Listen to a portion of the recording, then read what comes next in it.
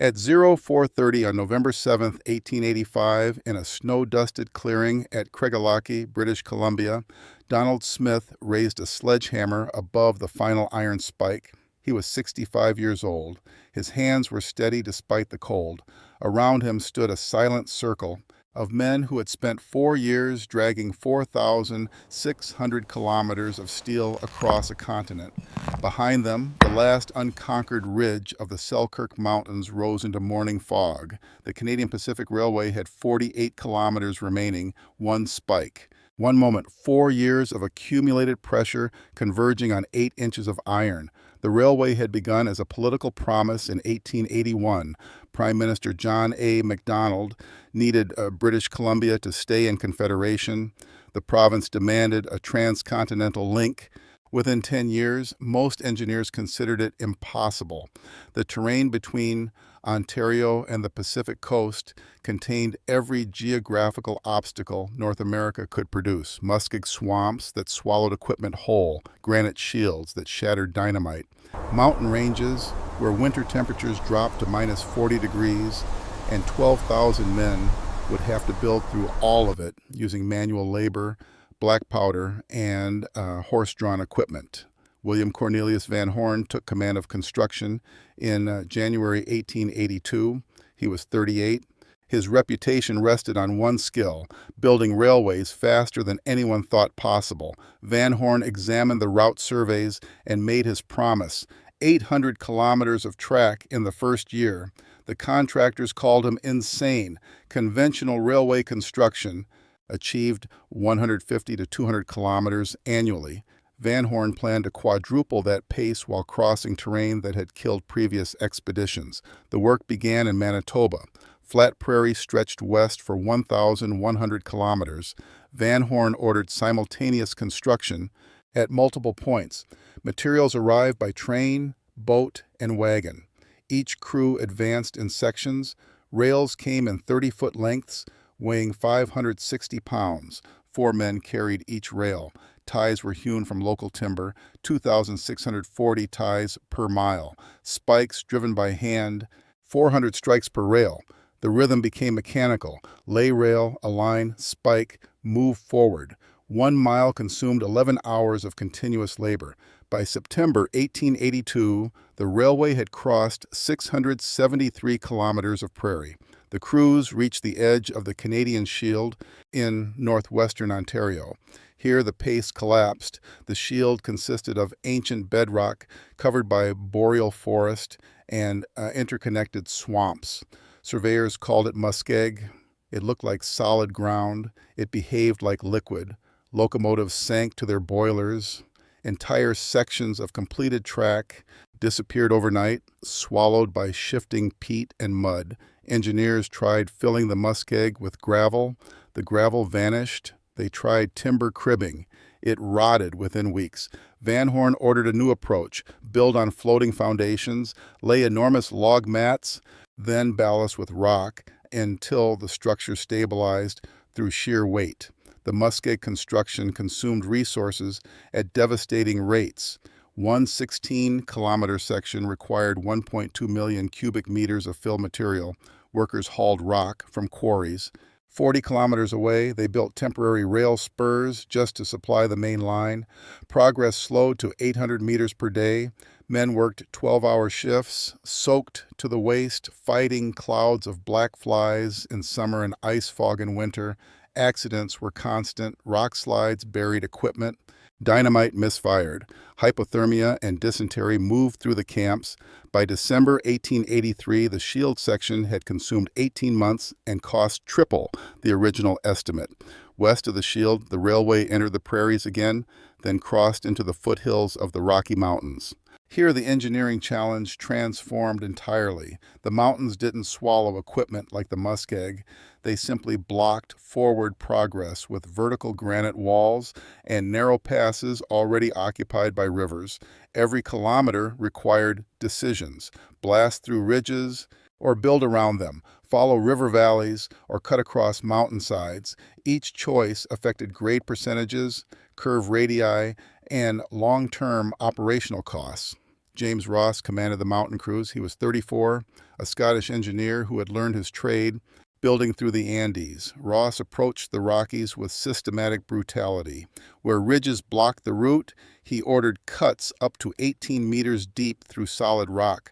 Where valleys dropped away, he built timber trestle bridges 70 meters high. The largest bridge at Stony Creek required 8 million board feet of lumber and took 6 months to construct.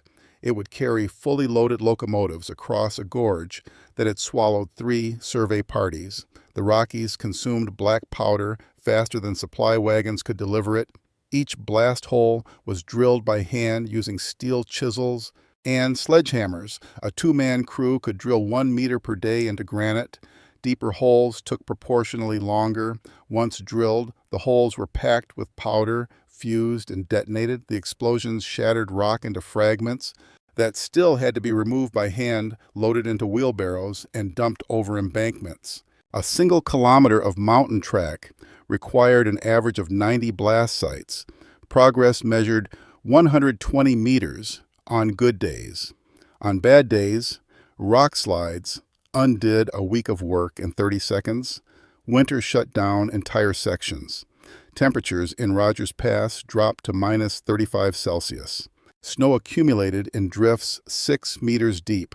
Avalanches roared down mountain faces without warning, burying track sections and equipment sheds. In January 1885, an avalanche hit the construction camp at Bear Creek.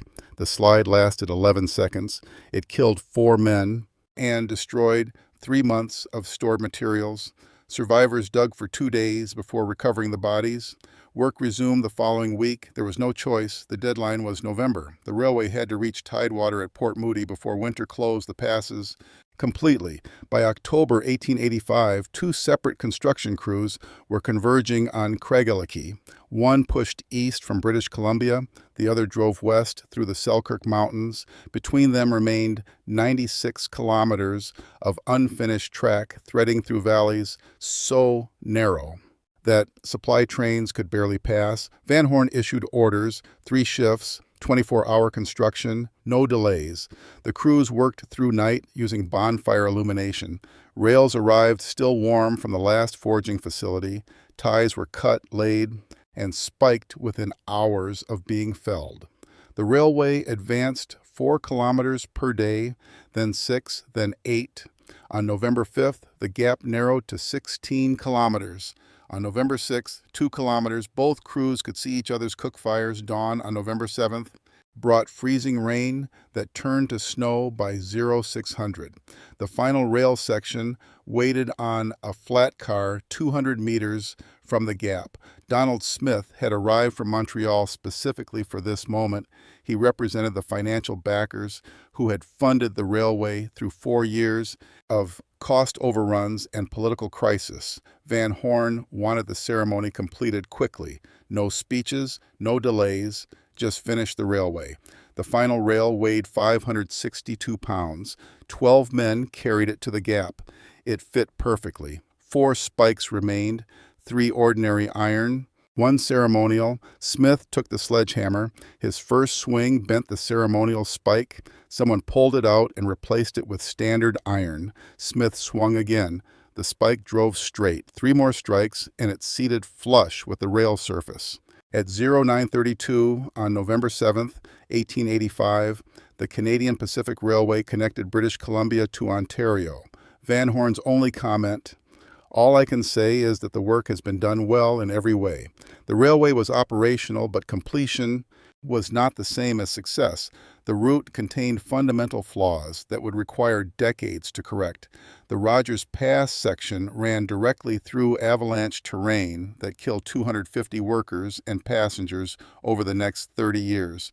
The Muskeg sections sank and shifted, requiring constant maintenance and periodic reconstruction. The steep mountain grades limited cargo capacity and forced the use of helper locomotives on every westbound climb. But the railway worked. Trains could cross Canada in 6 days instead of 6 months. British Columbia remained in Confederation. And 12,000 men had proven that human labor, properly organized and brutally applied, could drag steel rails across an entire continent, regardless of terrain, weather, or casualty rates. The construction cost 1,086 documented deaths. The actual number was likely higher. Many workers were Chinese laborers whose deaths went unrecorded. Others simply disappeared into the Muskeg or mountain rivers and were never recovered. The financial cost reached $137 million, triple the original estimate, and equivalent to $3.2 billion in modern currency. The Canadian Pacific Railway would dominate national transportation and politics for the next 80 years. It made fortunes for its investors and shaped settlement patterns across Western Canada. But on November 7, 1885, in a snow-dusted clearing at Craigellachie, it was simply finished. Donald Smith handed the sledgehammer back. The crews dispersed. The train started running. 4 years of steel and silence ended, not with triumph, but with completion, which in the end was all that mattered.